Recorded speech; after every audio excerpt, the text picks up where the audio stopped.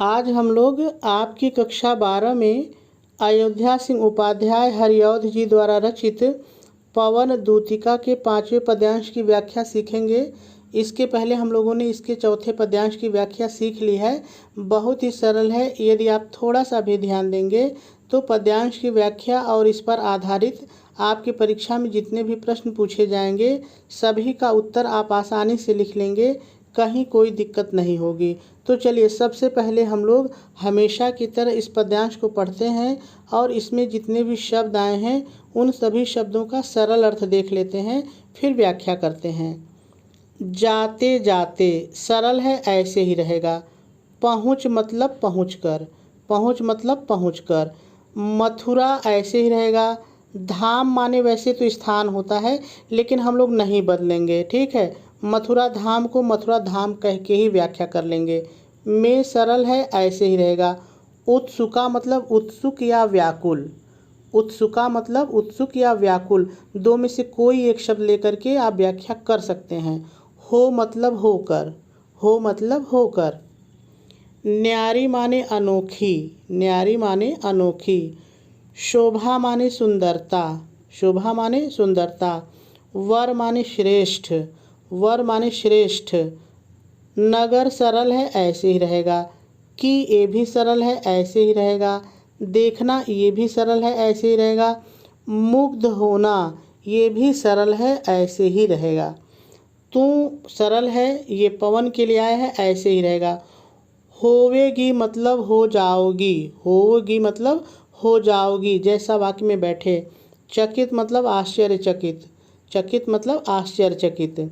लख के मतलब देख कर, लख के मतलब देख कर या देख करके, जैसा वाक्य में बैठे। मेरु मतलब सुमेरु पर्वत, मेरु मतलब सुमेरु पर्वत। से मतलब समान, से मतलब समान।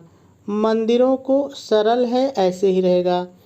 आभा वाले मतलब चमक वाले या कांति वाले, चमक वाले या कांति वाले, दो में से कोई एक लिख सकते हैं। कलश, कलश आपने देखा होगा, कलश एक संरचना होती है मंदिर के सबसे ऊपर गुंबज पे, आप देखते होंगे घड़े के समान, पहले बड़ा सा घड़ा, फिर छोटा सा घड़ा, फिर उससे छोटा, तो वो कलश होता है। तो उसी की बात है, बदलेगा नहीं, ऐसे ही रहेगा। जिनके को कर लीजिए जो, जिनके को बदल के जो कर लीजिए, ठीक है, आपकी व्याख्या आसान हो जाएगी। जो। दूसरे सरल है, ऐसे ही रहेगा। अर्क माने होता है सूर्य, अर्क माने सूर्य। से मतलब समान, से मतलब समान। है सरल है, ऐसे ही रहेगा। देखे मतलब देखो, यहाँ पे जो राधा है पवन से कह रहे हैं कि देखो, है ना, तो देखो।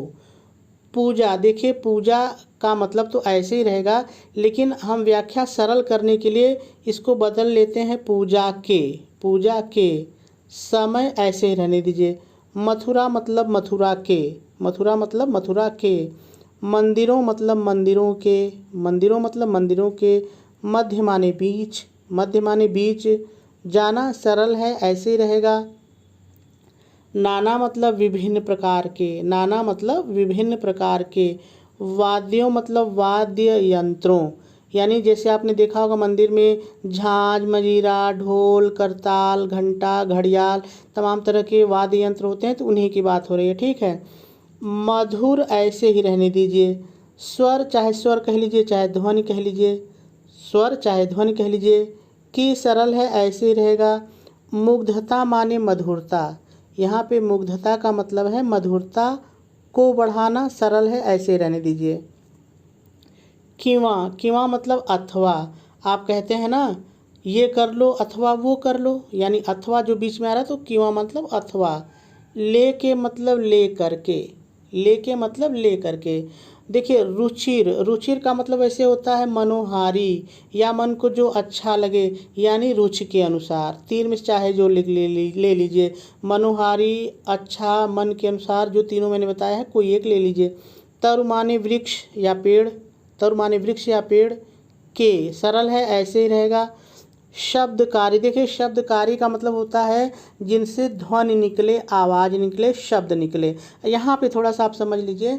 देखिए यहाँ पे कवि कह रहे हैं, कवि की सुंदरता देखिए, वो कह रहे हैं हवा से मतलब राधा जी के मुंह से कहलवा रहे हैं कि जहाँ मंदिरों में जाओगी तो वहाँ पेड़ पौधे होंगे और पेड़ पौधे में कुछ ऐसे फल होंगे जो सूख गए होंगे। तो जब हवा को कहते हैं जब तुम हिलाओगी तो उन सब वो जो फल सूख गए हैं उनके बीज बजेंगे। तो यहाँ पे वही शब्दाकारी फलों का मतलब वो फल जो सूख गए हैं और हवा के झोंके से उसमें आवाज़ निकलेगी। तो यही कल्पना यहाँ पे कवि की है। ठीक है, तो शब्दकारी फल मतलब जिनमें से ध्वनियाँ आवाज़ निकले, और ये कब निकलेगी? जब उनको हवा हिलाएगी और वो फल सूखे रहेंगे।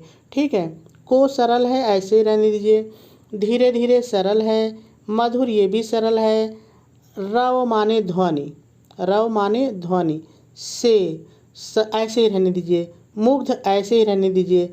हो मतलब हो करके, हो मतलब हो करके बजाना सरल है।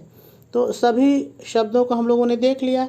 अब हम लोग को व्याख्या करनी है, लेकिन व्याख्या से पहले हम लोग थोड़ा सा संदर्भ और प्रसंग देख लेते हैं, फिर व्याख्या करते हैं। तो चलिए, सबसे पहले संदर्भ लिखा जाता है, तो हम लोग सबसे पहले संदर्भ लिख लेते हैं। आप संदर्भ हेडिंग डालेंगे, डैश डालेंगे और डैश डाल करके लिखेंगे प्रस्तुत पद्यांश हमारी पाठ्य पुस्तक हिंदी के काव्य खंड में संकलित पवन दूतिका शीर्षक से उद्धृत है। इसके रचयिता अयोध्या सिंह उपाध्याय हरिऔध जी हैं। और आपका संदर्भ पूरा हो जाएगा। चलिए, अब प्रसंग की बात करते हैं। आपको पता है कि प्रसंग में हम लोग जो व्याख्या की मुख्य बात होती है वही 1-2 लाइन लिखते हैं। तो कैसे लिखेंगे, ध्यान से सुनिए। आप प्रसंग हेडिंग डालेंगे, डैश डालेंगे और डैश डाल करके लिखेंगे प्रस्तुत पद्यांश में राधा जी अपनी दूतिका पवन से मथुरा नगर और वहाँ के मंदिरों की सुंदरता के बारे में बता रही हैं। और आपका जो प्रसंग है वो भी पूरा हो जाएगा। चलिए, अब व्याख्या की बात करते हैं, लेकिन व्याख्या से पहले थोड़ा सा आपको ध्यान देना है। देखिए, कभी कभी हमको भाव के अनुसार अर्थ निकालने के लिए शब्दों को आगे पीछे लेना पड़ता है, आगे पीछे करना पड़ता है। तो आप इस चीज़ को ध्यान दीजिएगा कि कहाँ पर मैं किस तरह से शब्दों को आगे पीछे कर रहा हूँ। ठीक है, और दूसरी चीज़ आपको ध्यान देनी है कि भाव के अनुसार व्याख्या करते समय बहुत सारी बातें हमें अपनी तरफ से जोड़ के लिखनी होती हैं। तो कहाँ पर क्या चीज़ें मैं अपनी तरफ से जोड़ के लिख रहा हूँ ये भी आप ध्यान देंगे। ठीक है, वैसे मैं हर जगह जहाँ भी अपनी तरफ से जोड़ूंगा आपको बताऊंगा कि ये चीज़ मैं अपनी तरफ से जोड़ रहा हूँ, कहीं आपको कोई दिक्कत नहीं होगी। तो चलिए, अब हम लोग व्याख्या शुरू करते हैं। आप व्याख्या हेडिंग डालेंगे, डैश डालेंगे और डैश डाल करके शुरू में पहले थोड़ा सा आपको अपनी तरफ से जोड़ के लिखना है। आप अपनी तरफ से क्या जोड़ करके लिखेंगे, ध्यान से सुनिए। प्रस्तुत पद्यांश में राधा जी अपनी दूतिका पवन को समझाते हुए कहती हैं, हे प्यारी पवन तू। अब आ जाइए पद्यांश पर।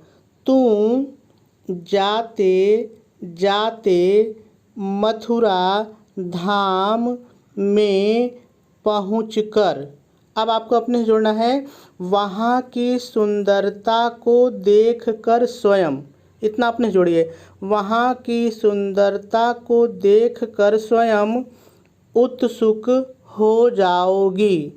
फिर आपको अपने जोड़ के लिखना है, तब तुम अपनी उत्सुकता को मत दबाना अपितु, इतना अपने जोड़िए, तब तुम अपनी उत्सुकता को मत दबाना अपितु उस श्रेष्ठ नगर की अनोखी सुंदरता को देखना और उस पर, इतना अपने जोड़िए, और उस पर मुग्ध हो जाना।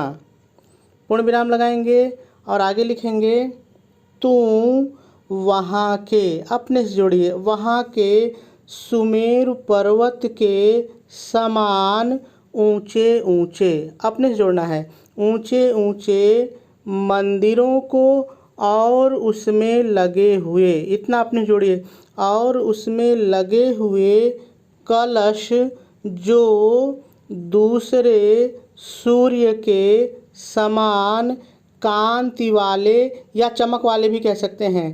कांति वाले हैं उन्हें, अपने से जोड़िए, उन्हें देख करके आश्चर्यचकित हो जाओगी। पूर्ण विराम लगाएंगे और फिर पहले थोड़ा सा अपने से जोड़ के लिखेंगे। आगे राधा जी कहती हैं, हे प्यारी पवन। इतना अपने जोड़िए। आगे राधा जी कहती हैं, हे प्यारी पवन, देखो तुम, अपने से जोड़िए, तुम पूजा के समय मथुरा के मंदिरों के बीच जाना और वहाँ पर बज रहे, इतना आपने जोड़िए, और वहाँ पर बज रहे विभिन्न प्रकार के वाद्य यंत्रों की मधुर ध्वनि की मधुरता को और अधिक, अपने जोड़िए, और अधिक बढ़ा देना, अथवा अपनी रुचि के अनुसार वृक्षों के शब्दकारी फलों को लेकर के धीरे धीरे मधुर ध्वनि से मुग्ध होकर उन्हें, अपने जुड़े, उन्हें बजाना और आपकी व्याख्या पूरी हो जाएगी। चलिए अब हम लोग इस पद्यांश के काव्य सौंदर्य तथा इस पद्यांश पर आधारित जो प्रश्न बन सकते हैं उनको हल करना सीखते हैं। सबसे पहले हम लोग इसमें आए हुए काव्य सौंदर्य को देखते हैं, फिर प्रश्नों को हल करेंगे। तो यदि काव्य सौंदर्य की बात की जाए तो इस पद्यांश में जो रस है वो शांत रस है। यदि छंद की बात करें तो इसमें मंदाक्रांता छंद है। मैंने पहले ही बताया कि पवन दूतिका के जितने भी पद्यांश हैं सभी जो है मंदाक्रांता छंद पर ही आधारित हैं। यदि अलंकार की बात करें तो इसमें उपमा, पुनरुक्ति प्रकाश, अनुप्रास और मानवीकरण, ये 4 अलंकार इसमें हैं। देखिए मैं बार बार कहता हूँ कि अलंकार से प्रश्न पूछे जाते हैं।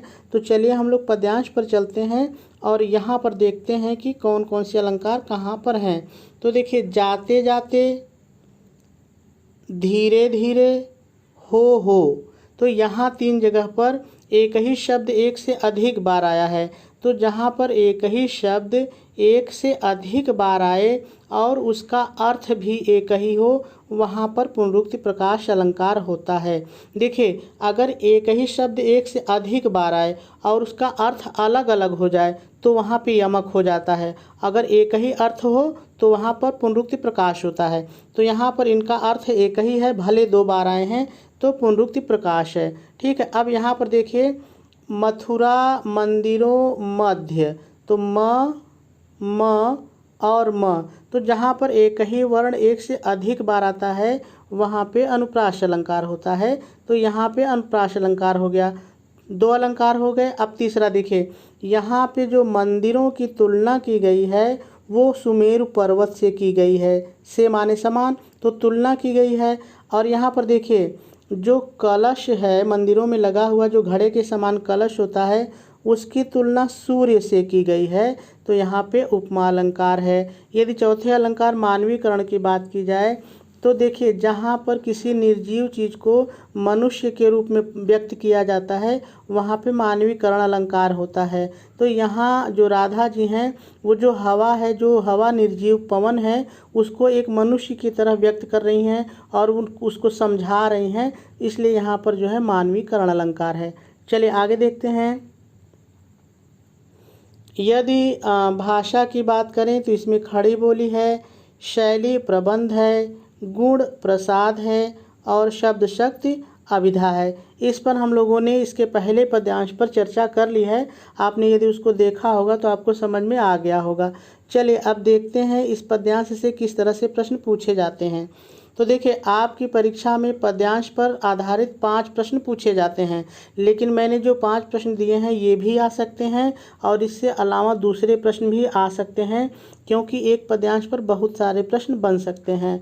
तो चलिए सबसे पहले हम लोग देखते हैं कि प्रश्न को किस तरह से पूछा जाता है, फिर हल करते हैं। तो देखिए, प्रश्न इसी तरह से पूछा जाएगा, उपर्युक्त पद्यांश को पढ़कर दिए गए प्रश्नों के उत्तर दीजिए।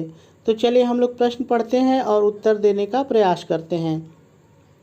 पहला प्रश्न है, राधा पवन दूतिका से किसकी मधुरता बढ़ाने का आग्रह कर रही है।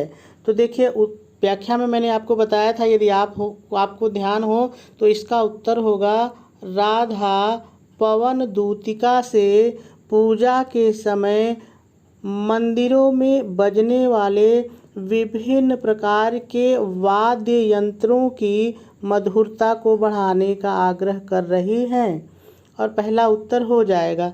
चलिए दूसरा देखते हैं। राधा के अनुसार पवन दूतिका कब विस्मित हो जाएगी।